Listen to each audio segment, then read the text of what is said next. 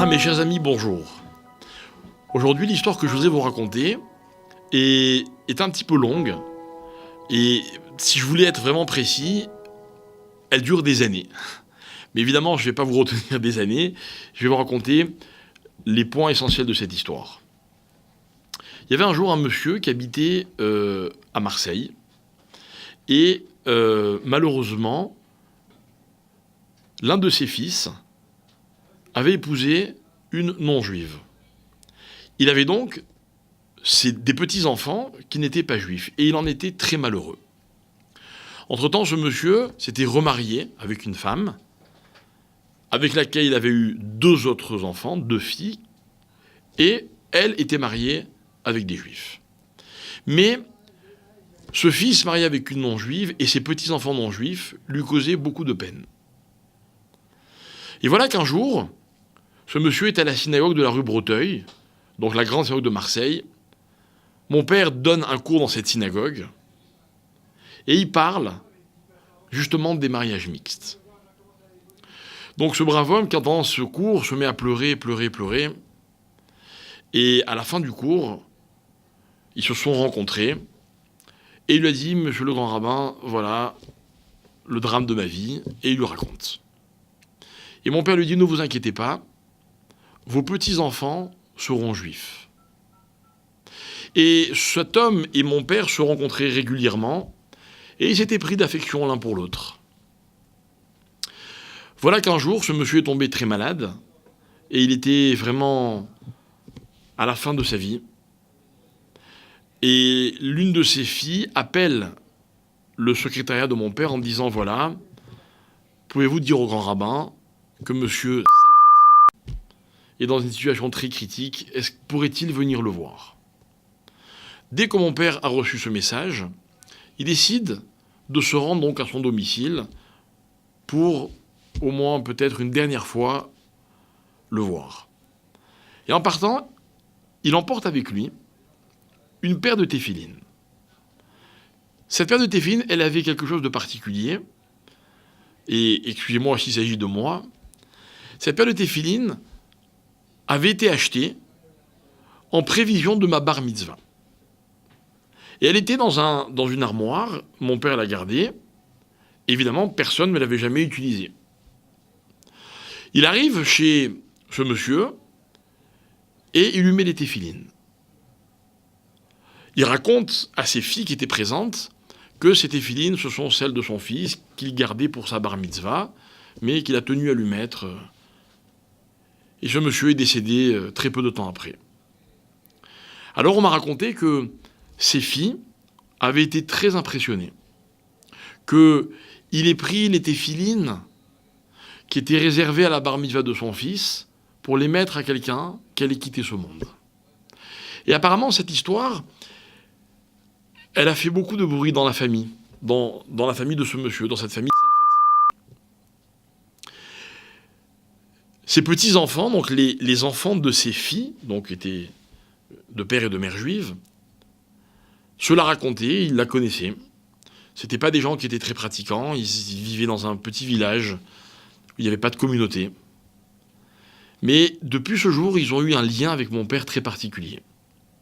L'un de ses petits-enfants me racontait récemment que lorsque mon père passait à la télévision, notamment dans l'émission de Josie Eisenberg, bien connue, c'était le branle-bas de combat, il fallait absolument que toute la famille s'installe devant la télévision pour écouter le Rav Sitruk.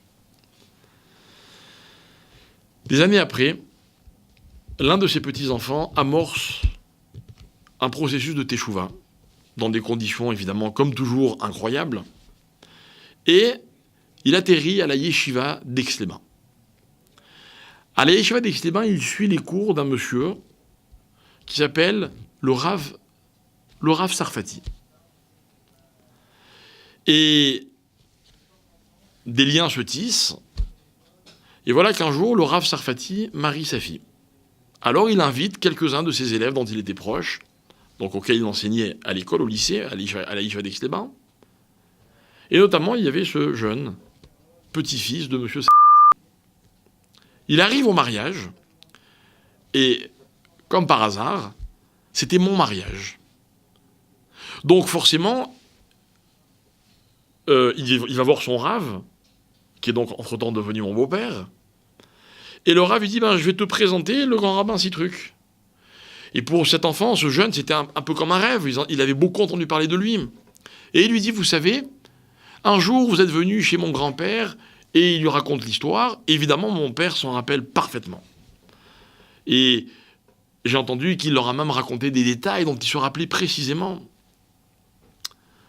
Bon, beaucoup d'émotions. Ce jeune homme se retrouve quelques années après à Paris. Un ami à lui l'entraîne à ces fameuses conférences que mon père donnait le lundi soir à la Victoire. Et il est assis au milieu de centaines de personnes. Il écoute le cours. Et tout d'un coup, le cours portait sur le sujet suivant, l'impact d'une mitzvah. Quand on fait une mitzvah, disait mon père, on ne peut pas mesurer l'impact que peut avoir cette mitzvah.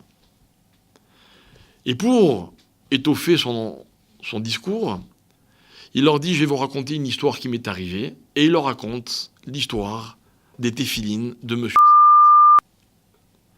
Vous imaginez bien qu'à la fin du cours, ce jeune homme est allé voir mon père en lui disant, c'est incroyable, juste quand j'étais là, vous avez raconté cette histoire de mon grand-père.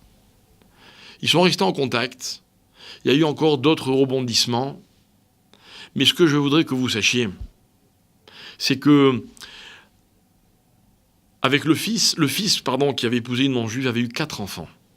Sur ces 4 enfants, il y en a 2 qui se sont convertis et qui sont revenus à la Torah. Et que, de l'autre côté, du côté de ses filles, il a des petits-enfants qui aujourd'hui sont également dans la Torah, qui vivent en Eretz Israël, dont un que vous connaissez sûrement, puisque c'est notre fameux Shimshon, et c'est son frère Johan qui m'a raconté cette histoire, c'est lui qui avait assisté au cours, etc. Et voilà donc une preuve supplémentaire qu'on n'a aucun moyen de mesurer l'impact d'une mitzvah. Qu'une simple paire de téphilines, si je peux dire comme ça, peut changer peut-être la trajectoire d'une famille entière. Et que ce qui est certain aussi, c'est que mon père avait l'habitude de dire qu'il ne faut jamais désespérer d'un juif. On a toujours des magnifiques surprises, et en voilà encore une preuve. Merci beaucoup.